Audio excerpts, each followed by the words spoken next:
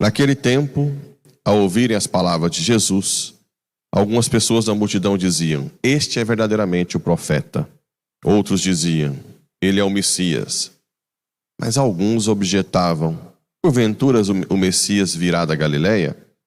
Não diz a Escritura que o Messias será da descendência de Davi e virá de Belém, povoado de onde era Davi? Assim houve divisão no meio do povo, por causa de Jesus. Alguns queriam prendê-lo, mas ninguém pôs a mão nele. Então os guardas do templo voltaram para os sumos sacerdotes e os fariseus. E estes lhes perguntaram: por que não o trouxestes? Os guardas responderam: ninguém jamais falou como este homem. Então os fariseus disseram-lhes: também vós vos deixastes enganar? Por acaso algum dos chefes ou dos fariseus acreditou nele? Mas esta gente que não conhece a lei é maldita.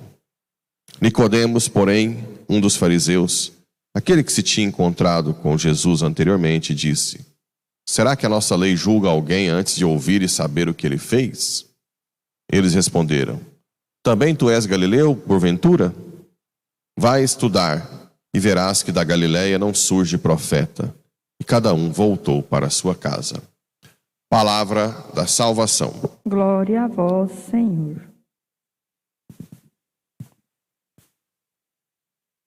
Aqui na leitura do profeta Jeremias, o profeta que é uma prefiguração do cordeiro, né? Senhor, avistaste-me, eu entendi. Eu era como um manso cordeiro levado ao sacrifício e não sabia que tramavam contra mim. Geralmente os profetas, os servos de Deus, são levados no meio dos lobos e sempre tramam, sempre criam ciladas contra quem ele quer levar a palavra. Jeremias sofreu muito, assim como Cristo, né? Foi levado ao matadouro. Tem a parábola que Jesus contou, que mandou os empregados, que seriam os profetas, na vinha, foram todos mortos, espancados. Aí o senhor da vinha mandou o filho, achando que iam respeitá-lo, e acabaram matando-o. E eles diziam: vamos cortar a árvore em toda a sua força, eliminá-lo do mundo dos vivos, para seu nome não ser mais lembrado, né? Sempre tem aquela resistência à palavra de Deus, quem não quer mudar de vida. É interessante isso. Que ao invés de refletir sobre seus erros, prefere eliminar quem fala a verdade. E tu, Senhor dos exércitos, que julgas com justiça e perscruta os afetos do coração, concede que eu veja a vingança que tomarás contra eles, pois eu te confiei a minha causa. Essa é a segunda parte do enredo. Por mais que os profetas e Jesus foram atacados, mortos, a justiça divina não faltará, né? É isso que nós temos que estar bem atentos, à justiça divina, aquela que está sempre conosco, que garante que nosso sofrimento não é em vão, que a nossa aparente derrota não é uma derrota.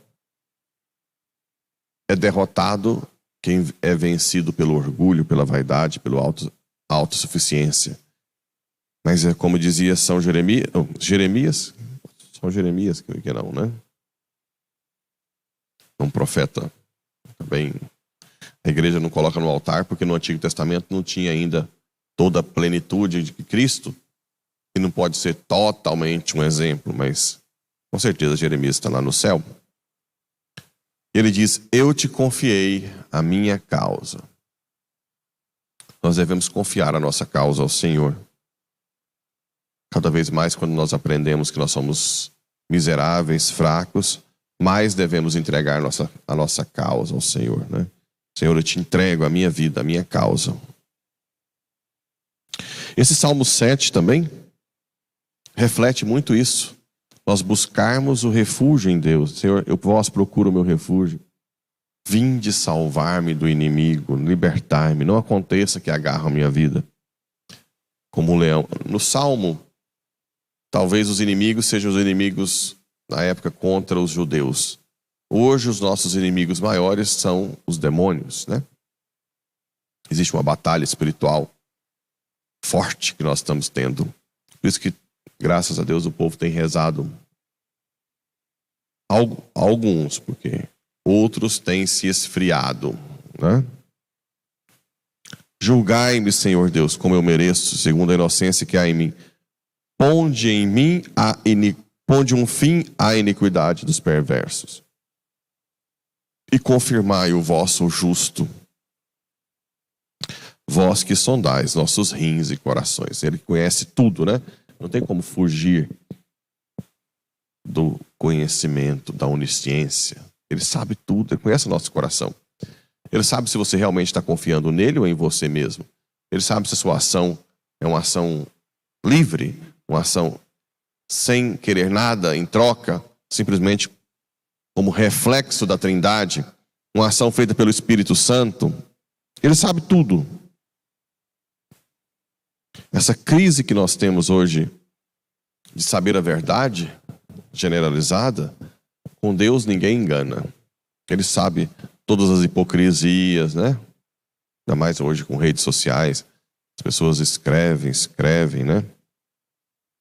E quando você vai espremer de ação muito pequena. E aqui, no Evangelho, uma discussãozinha de fofoca que parece que nunca acaba, né? Não, quem é ele? Não, ele é o profeta. Não, mas dizem que é o Messias. Mas o Messias não pode vir da Galileia, né? Blá, blá, blá. Mas a Escritura diz que será da descendência de Davi. Ele virá de Belém. Assim houve divisão.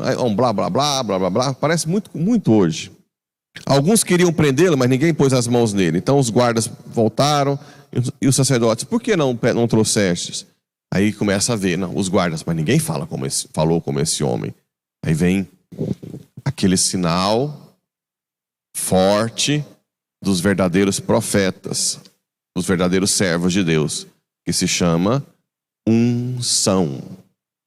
Aqui os soldados estão dizendo, ninguém falou como este homem.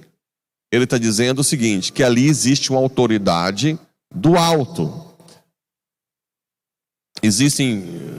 Nós tivemos sempre vários pregadores bons, né? Que falam bem, tem gente que tem uma dicção boa. Mas não quer dizer que essas pessoas também tenham unção.